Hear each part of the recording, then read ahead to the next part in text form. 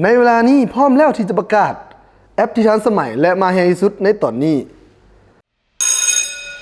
แอปอินซีครับเป็นแอปหนึ่งเดียวในประเทศลาวที่สามารถซื้อเลขได้ทุกมื้อบ่ว่าจะเป็นหวยเลขคุกโตที่ออกทุกวันจันทร์พุธศุกร์และหวยราศีที่ออกทุกวันอังคารและพฤหัส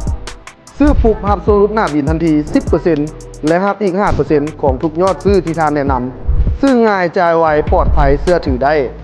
นอกจากทานจะซื้อหวยคกโตและหวยราศียังมีอีกหลายฟังก์ชันที่น่าสนใจบ่ว่าจะเป็นการดูดวงซื้อปีคอนเสิร์ตการถ่ายทอดสดออกเลขตะกรุดเงินดิจิตอลราคาค้ำราคาน้ำมันอัตราแลกเปลี่ยนเงินต่างแบบเรียลไทม์และอีกหลายฟังก์ชันแอปอินซีครับดาวน์โหลดได้ที่ App Store และ Play Store สมัครได้ง่ายๆเพียงแต่ถ้ามีเบอร์โทรก็สมัครได้พิมพ์เข้ามาอินซีครับหรือหวยอินซีจะปรากฏเห็นไอคอนสีแดงรูปนกอินซีแล้วกดดาวน์โหลดรับรองว่าทางจะพบกับความหลากหลายและความตื่นเต้นในรูปแบบใหม่ๆอินซีครับใช้แอปเดียวคือจบ